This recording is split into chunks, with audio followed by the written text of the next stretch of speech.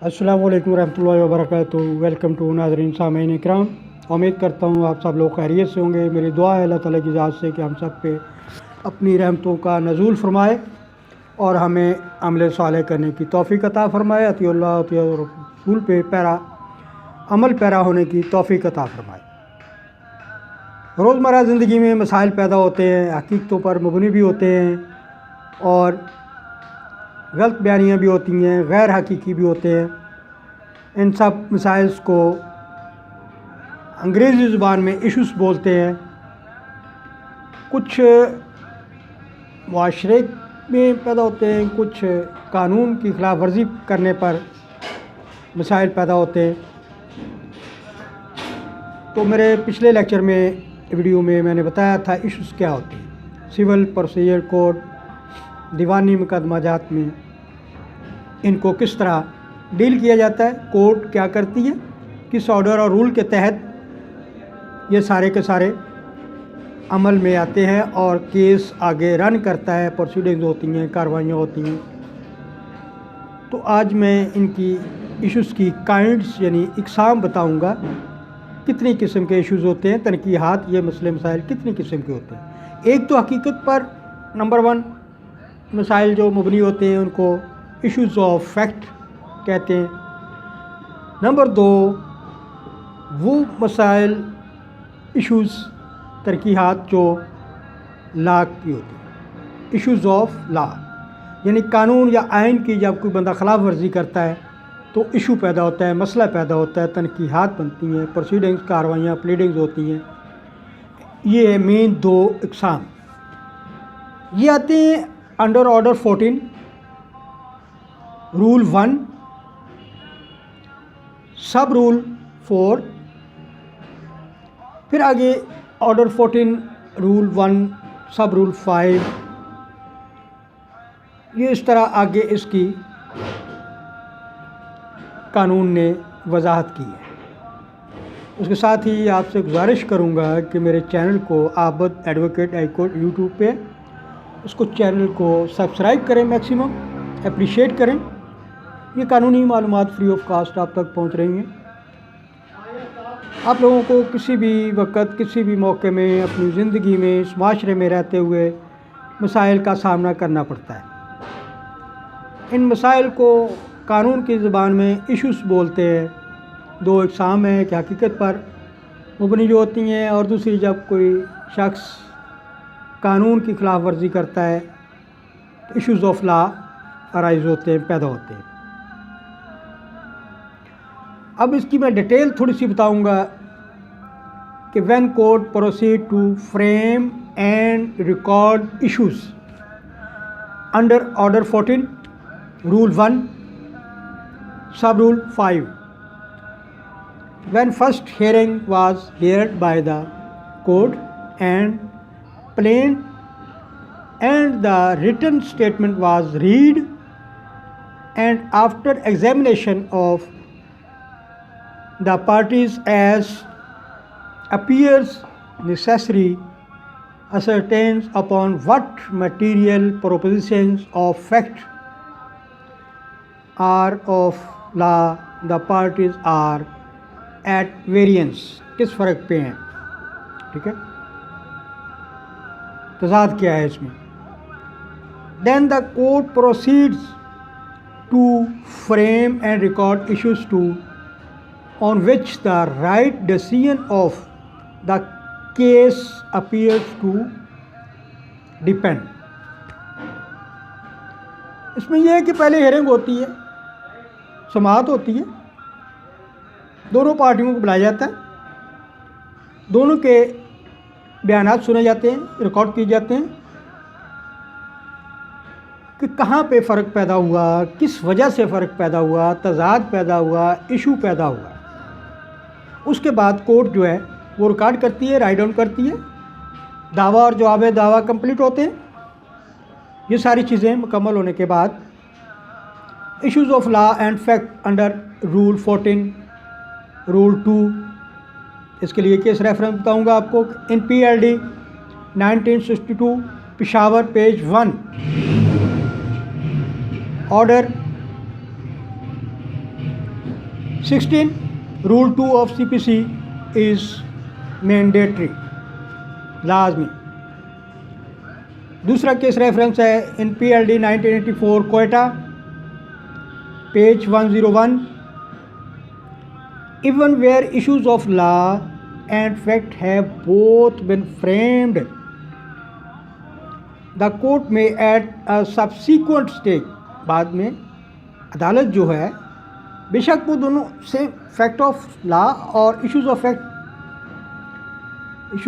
और issues of law इकट्ठे भी रिकॉर्ड हो सकते हैं। बाद में कोर्ट उसको अंडर ऑर्डर 14 रूल 3 डिसाइड फैसला करती है कोर्ट। ऑर्डर 14 कायदा 3 के तहत only such issues which will dispose of the whole suit first, कि वो कौन से इश्यूज़ हैं जिनको फिनिश कर देना चाहिए, ज़रूरी नहीं है ख़त्म कर दें, इसमें से निकाल दें, उनको डिस्पोज ऑफ कर दें। Material of on which issues may be framed under Order 14, Rule 3, Civil Procedure Code. The court may frame the issues from all or any of the some materials. सारे के सारे को फ्रेम कर ले, material को, जो भी मवाद मुहैया किया गया है इश्यूज़ की बुनियाद के लिए, उस इशू के मुतल्लिका, या उसमें से जो वो समझती है कि ये बेहतर है, वो कोर्ट उसको फ्रेम करेगी। पहले तो ये है कि बाय द पार्टीज या by any person present on their behalf, ये बहुत ज़रूरी है कि पार्टीज़ का होना या उनके बिहाफ पे।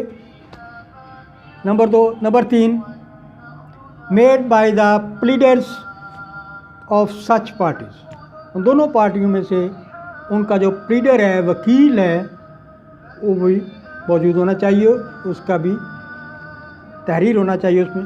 Where allegations made in pleading as in answers to interrogations delivered on the suit, मुकदमे में जो भी वो डिलीवर हुई interrogations. Where the content of documents produced by either party, तो ये जो चीज़ें हैं, ये मटेरियल इश्यूज़ फ्रेम करने के लिए बहुत ज़रूरी है। पार्टीज़ का होना या उनका नुमाइंदगा का होना या उसका जो वकील है उनका मौजूद होना। आखिर आप किसी के ज़रिए ही, अगर आप वकील हैं तो आप ख़ुद पेश कर देंगे वो फ्रेम कर उसको, एप्लीकेशन को, आपके इश्यूज़ फ्रेम होंगे। अगर कोई अदर पर्सन है, पार्टी है, उसका वकील करना ज़रूरी है, वो हायर करेगा और उसको उस प्लीडर बोलते हैं, वो प्लीडर आपकी प्लीडिंग करेगा। तो उसके बाद आ गया कोर्ट में एग्जामिन रिटन और documents and witnesses before framing issues. Court जो है ऑर्डर 14 रूल 4 के तहत वो तमाम दस्तावेज़ात की और गवाहान की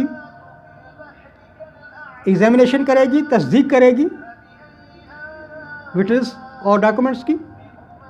इसके लिए केस रेफरेंस है AIR 1953, supreme court, page 225-225, where the facts alleged in the pleadings do not clearly indicate what plea is intended to be taken.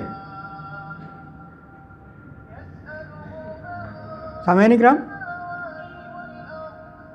Where the facts allege, लगाए गए इल्ज़ामात इन प्लीडिंग में डू नॉट क्लियरली इंडिकेट, वाज़े तौर पे साबित ना हो या वो वाज़े डायरेक्शन ना दे पा रहे हैं वो हक़ाइक़, तो उनको the duty of court to examine, तहकीक करे, उनकी तस्दीक करे, चेक करे गवाहान और कागजात दस्तावेज़ की ब्याह पे उसको देखते हुए, और the parties clarify the position and settle the appropriate issues. Court उसको देखेगी कि क्या वाकई ही ये फ्रेम करने के काबिल हक़ाइक़ और फैक्ट्स हैं,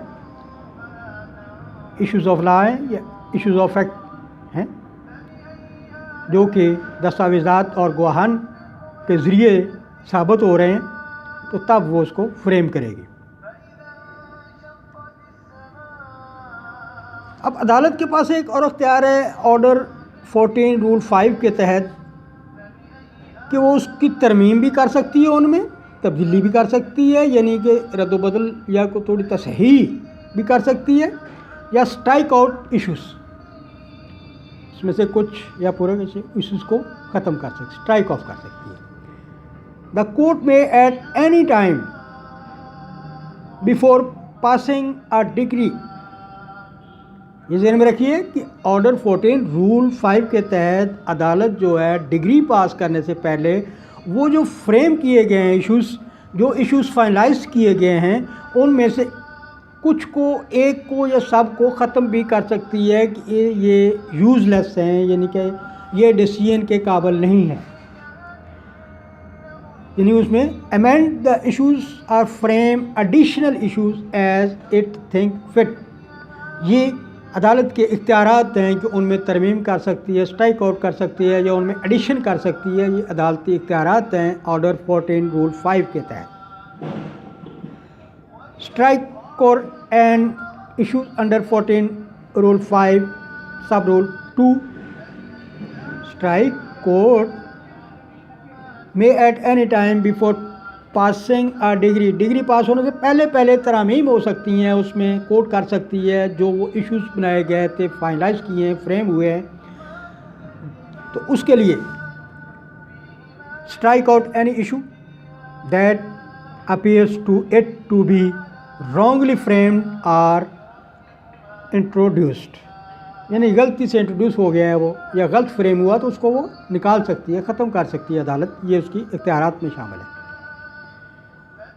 इन केस रेफरेंस है 24M page 367 penal code where no issues would result in court, जहाँ कोई इशू कोर्ट में कोई रिज़ल्ट ना दे, मसला जो उसका कोई रिज़ल्ट ना निकल रहा हो, कोर्ट में फ्रेम और amend an issue on a point not content in the pleadings. अब वो पॉइंट प्लीडिंग्स में नहीं लिए गए तो उनको वो कोर्ट जो है अमेंड कर सकती है। इंशाल्लाह अगले वीडियो में मैं बताऊंगा आपको कि court if satisfied that agreement was executed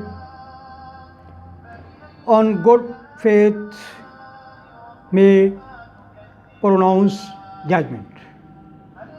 अपना ख्याल रखिएगा। Thank you very much. Allah हाफ़िज़।